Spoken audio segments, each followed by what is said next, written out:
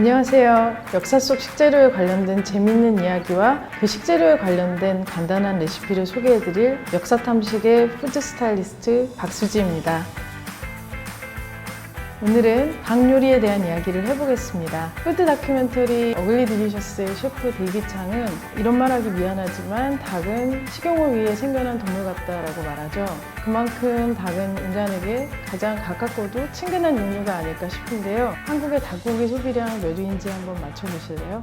의외로 세계 상위 10위권 안에도 들지 않는다고 합니다. 미국, 아르헨티나, 남아공, 브라질, 싱가포르 등의 국가에서 한국의 닭고기 소비량의 많게는 3배 정도 된다고 해요. 치킨 연풍이 점점 가속화되는 것은 한국의 일만이 아니라는 것이 정말 흥미롭죠. 닭고기가 가장 많이 소비되는 육류가 된 원인은 무엇일까요? 이는 종교와도 관련이 깊습니다. 소를 신성시하는 힌두교에서는 소고기 먹는 것을 금하고 이슬람에서는 돼지고기를 금하죠. 닭고기는 이 이로부터 매우 자유로운데요. 적은 공간에서 키우기에 사이즈도 아주 적당하죠. 한국인들은 언제부터 닭을 먹기 시작했을까요? 신라 건국시기 기록을 담은 삼국유사와 삼국사기에 이미 닭 요리의 존재가 기록되어 있습니다. 조선 중기에 간행된 종합농업기술서 중보 산림경제에 보면 점점 복잡해지고 다양해진 닭 요리를 볼 수 있습니다. 한국인의 대표적인 닭 요리는 백숙이죠.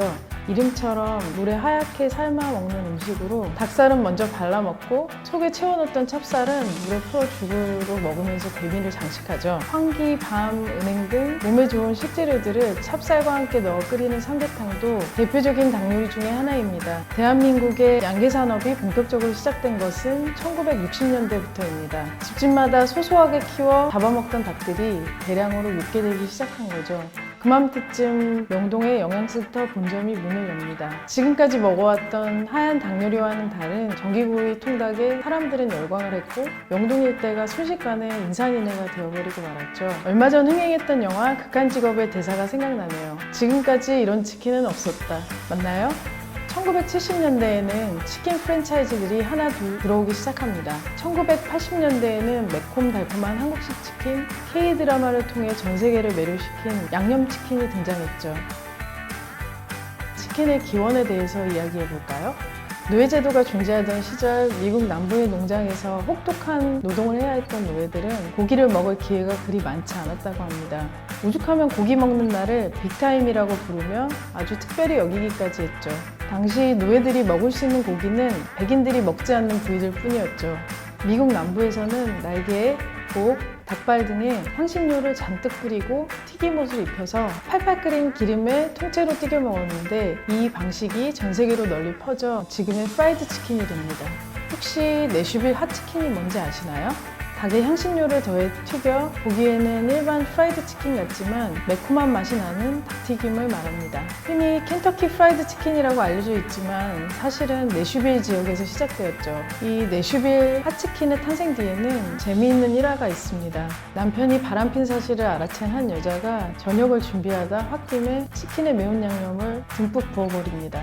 하지만 괘씸한 남편은 괴로워하는 대신에 이 치킨을 너무 맛있게 먹어버렸고 이후 이 레시피가 널리 퍼져나갔다는 것이죠.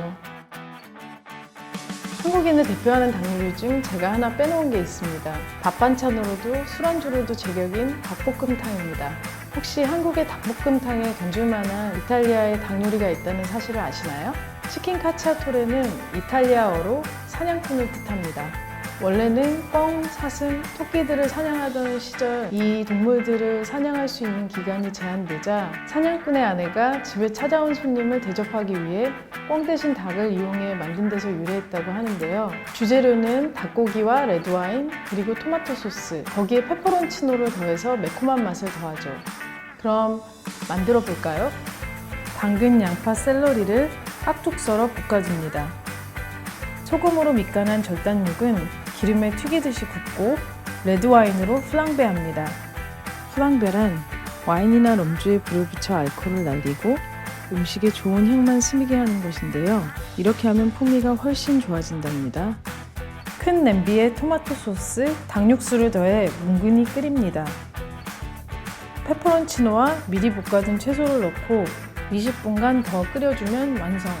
닭 자체에서 배어나온 진득한 육수와 야채, 허브, 그리고 포도주의 향, 바삭하게 튀겨진 껍질에 눅진하게 버무려진 농축된 토마토 소스의 맛이 꽤나 매력적이죠.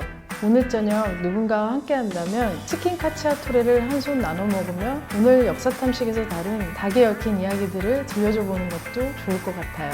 오늘은 전 세계인의 소울푸드인 닭 요리와 함께 해봤는데요. 다음 시간에도 맛있는 음식과 재밌는 이야기로 만나요.